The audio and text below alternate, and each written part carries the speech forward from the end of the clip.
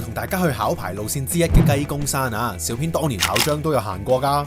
今日呢條路線全長大約8.7公里，教練仲會講下佢當年嘅考牌路線添。出發之前記得嚟個全民 LSSC 啊 ，like 我哋呢條片 ，share 我哋呢條片 ，subscribe 我哋個 channel 同埋 click 埋我哋個鐘仔咯。Let's go！ 今日嘅出發點都係喺大網仔路轉入嚟仁義路，即係去到 Overground 對面落車，大網仔站之前，沿住仁義路一路行到上嚟啦。然後跟住去到呢一個位武英路行入去黃毛應村，咁之前拍過一條就係鐵齒山，就係雲呢度落嚟，今次雲呢度上去。嚟到黃毛應村，見到呢度有條樓梯，上次相反方向都講過噶啦，就係嗰度有個行人嘅牌，向嗰方向行啦。其實都講過好多次噶啦，習慣個村細聲，咁呢個又係考唔考慮其他人？而家網上面好多爭拗就關於阻住人哋打卡啊，又或者大聲騷擾人啊，咁呢啲就係平時養成嘅習慣，就會做得好好多啦。呢個幾有趣影下，因為我嘅印象黃毛應村就係後邊嗰間廢屋個感覺。但係依家大家睇下，就係而家嘅黃毛應村一樣啦。舊嘅黃毛應村兩間中間夾住一間新嘅，咁其實見到個行人牌，我哋同佢相反方向，向住呢條路。一路就可以上山，去到分叉位轉右就上雞公山。咁我哋嘅目的遙望嗰個位呢，就係毒蛇嶺太墩嗰邊啦。咁經過啲村之後就行翻一條山路。好啦，咁點解今日要雲呢邊上雞公呢？咁其實大部分朋友雞公都係雲麥徑上嘅。咁麥徑上過相當之多次啦，我相信大家都好熟悉。咁今次雲呢度上呢，其實就係完結埋我自己真係一個考牌路線。咁好多人話而家4大考牌路線，其實我就唔係好清楚佢哋究竟係邊個組織邊度定翻出嚟嘅考牌路線。咁但係雞公山係自己一個由銀章升金章導師嘅一條路線嚟嘅，最後一個山。咁至於其他嗰幾個山係邊個呢？咁一陣間容後有時間再講。又嚟到呢個分叉口啦，咁呢度有條柱啦。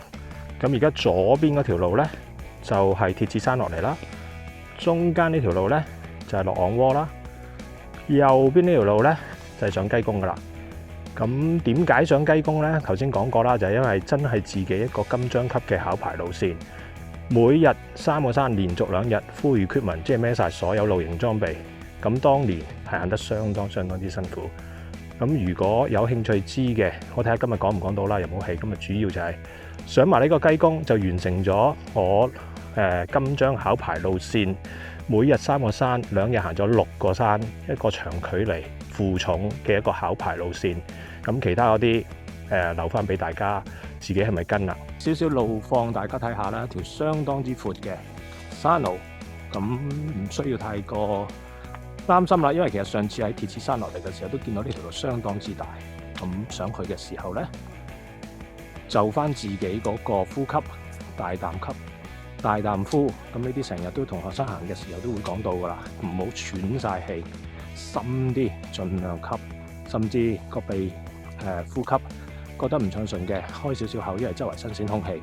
咁當然你練到鼻係最好啦嚇。咁如果唔係呢，就只要平均速度慢慢上，咁正常呢，慢上呢可以講到嘢嘅。上到嚟開揚啲嘅位，望翻出去就係西貢區。今日天氣好蒙，空氣質素比較差，雖然有太陽。咁而轉翻過嚟呢一邊對面呢一個山，就係我哋之前拍咗片嘅鐵齒山。咁呢條路嘅好處就係而家疫症期間，星期6暫時都未見到有人，蒙有蒙嘅感覺嘅，唔會每一次行山都係藍天白雲，天清氣朗。咁而家望翻出去白沙洲啊，出邊嗰啲不同嘅小產洲之類嘅啦嚇。咁玩獨木舟嘅朋友比較熟悉啲啦。咁講翻呢條路，暫時都相當之舒服嘅。咁當年考金章呢，就係一日上3個山啦。咁我而家其實雞公山就係最後一個，第6個山拍埋，全部拍晒㗎啦。6個山已經係。咁當然你唔會就咁嚟行呢一段咁短嘅路啦，你係可以連埋晒行。但係奉勸，如果你想試呢條考牌路線嘅朋友呢，真係要好好試下負重行山先。前邊呢撅望過去個感覺相當之舒服。雖然未知一個隧道，但係個感覺有啲似隧道。咁講翻啦，當年第一日第一個考牌路線嘅山就係大枕蓋。咁跟住第2、第3係邊度呢？一陣間再講。沿住林蔭大道一路行嘅時候，講多少少啦。咁頭先講咗啦，其實由北潭涌出發，第一個就係大枕蓋啦。咁當年大枕蓋之後，就落翻去嗰陣時未有嘅鹿湖郊遊徑，然後再上第二個就係好多朋友都話結界嘅大蚊山，嗰兩個都拍咗片㗎啦。咁有興趣嘅朋友就睇翻之前啲片，睇下點樣可以將佢連埋啦。咁如果你不斷跟人行、跟師弟行呢，其實你就唔可以組合到好多路線。咁當然而家不斷分細咗，你哋可以組合到好多不同嘅路線。講翻點解唔雲墨徑上呢個雞公山啦嘅主要原因就係因為太多人啦。疫症期間，咁重要嘅就係話多人唔緊要，但係會好攰，因為經常要勸喻啊，又或者係講解點解唔好做啲乜嘢嘢啊，點解譬如唔好掉蕉皮，其實每次都有講，每次都遇着呢啲情況，咁所以盡量都會揀咗啲少人啲嘅山徑。好，嚟到路口好清楚啦，寫住墨徑啦，咁你亦都牌寫住黃武徑啦，我哋就轉右上雞公山啦。咁而家已經開始多人㗎啦，一出嚟已經見到有幾個人啦，沿住墨徑一路上到去前面呢忽就係399嘅雞公山。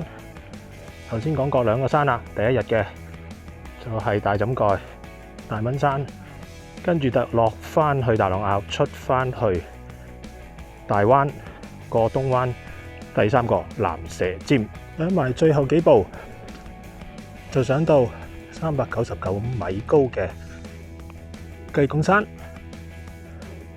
我哋考牌路線嘅最後一條山，最後一個山。呢一條考牌路線，你哋又有冇行過呢？行山除咗可以俾你有心靈放鬆之餘，又可以帶俾你哋娛樂，仲可以令到你哋有專業資格添啊！佢哋對我哋咁好，帶俾我哋咁多嘢，我哋係咪應該好好去保護佢呢？要令到佢哋可以持續發展，係我哋必要做嘅嘢嚟㗎。睇咗咁多集嘅你哋知點做啦？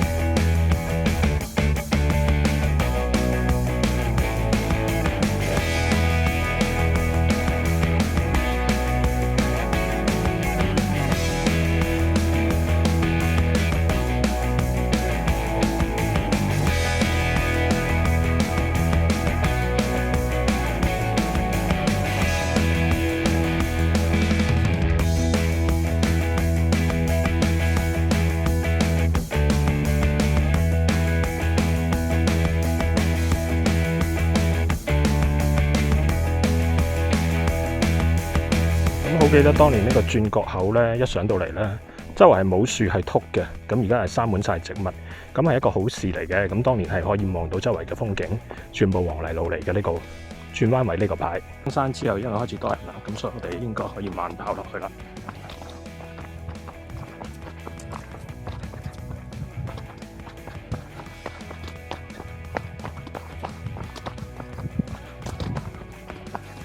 咁講翻啦，咁第一日頭先嗰條考牌路線去到上埋蚺蛇之後，其實係未完嘅。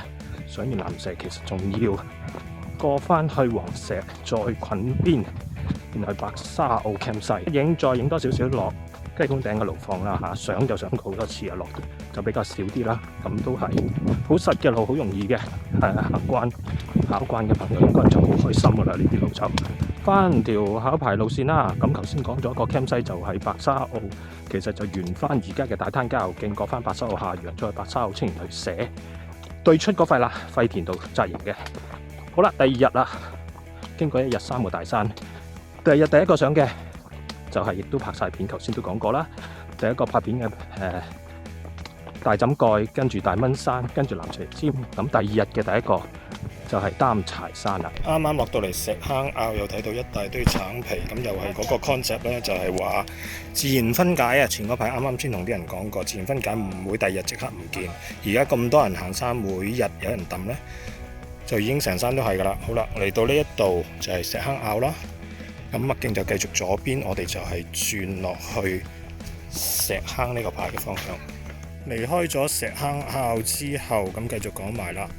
第二日嘅考牌路線，上完擔柴山，落返南山洞，再上蛇石坳，再上石屋山，然後當然就係嚟到今日拍嘅最後嘅雞公山，然後落返去黃母嶺方向過昂窩出大環，咁就係2日嘅考牌路線啦。石坑坳呢，落返石坑呢已經好耐冇行過，應該30幾40年冇行過啦。因為印象之中一落到石坑呢係有堆狗嘅，咁而家應該係一個狗場啦。咁之前咧就曾經俾10幾隻狗喺個圍住，咁就之後一路都好耐冇行過，咁而家應該咧就已經唔同晒㗎啦。咁啊睇下係如何啦。咁差唔多落到石坑嘅時候，再做埋個總結啦。而家最後呢度冇乜人，就嚟落到仁義路做埋個總結啦。咁今日呢段路，如果你由大懵仔一路行仁義路上嚟，有個 loop 行翻條仁義路嘅話咧，咁啊差唔多8、9 K 啦。咁大概要3個鐘到啦。如果唔拍嘢嘅話，石坑嘅上面石坑村。咁如果你拍埋嘢嘅話呢，咁啊預多少少時間啦。咁如果唔係嘅，你枕咗個仁義路兜個 loop 嘅話呢，咁其實講緊5、6 K 左右，大概2個鐘之內唔停嘅話就可以行晒㗎啦。咁其實就今日沿途嘅主要就係行埋第6個當年嘅真正有認證嘅金章導師考牌路徑。咁就係行埋呢個雞公山啦，因為雞公山比較熱門，所以揀咗條比較冷門啲嘅上同落嘅路去行，而呢條路一前一後差唔多冇乜人啦，僅有啦。咁而上到去麥徑一定多人啦，咁所以大家如果計劃得好路線嘅話咧，都可以揾到一啲比較靜啲嘅路嘅。咁多謝大家繼續收睇呢條頻道，支持呢條頻道。多謝大家繼續收睇呢條頻道，支持、分享、訂閱。咁同埋就繼續推廣呢個無痕山林。今日見到個例子就係掉橙皮啦，喺石坑坳啦。另外嘅就係話沿途其實大家互相禮讓啦。咁仲有嘅就係好好計劃好路線啦。咁多謝大家。難度值2粒半星嘅雞公山，你哋又想唔想去呢？官方預測2個鐘頭42分鐘到就行得完啦，但係大家要休息、影下相都要行成4個半鐘㗎。如果你要出發嘅話，記得要留意我哋個小錦囊啊！第一，雷暴警告，3號風球或以上就唔應該上山啦。第二，要留意天氣㗎。第三，應該要根據你嘅能力而作出合適嘅路線選擇㗎。第四，應該要有同伴隨行㗎。第五，應該要有合適嘅行山裝備㗎。第六，好重要㗎，一定要帶足夠嘅食水啊！第七，唔好留低垃圾同埋任何人為嘅標記，係包括我哋成日都見到嘅絲帶㗎。最後係希望大家上山之前可以熟悉無痕山林嘅守則啦。如果中意我哋呢條片，又或者仲想跟住我哋走上不同嘅山嘅話呢，記得要幫手 click 下你而家見到個 logo 啦。千祈唔好睇少你哋嘅支持啊，因為多你哋一個訂閱，我哋多好多動力㗎。記得要訂閱我哋部 chat 互動天地啊！有咩想發表就記得留言話俾我哋知咯。咁下個山頭見㗎啦〜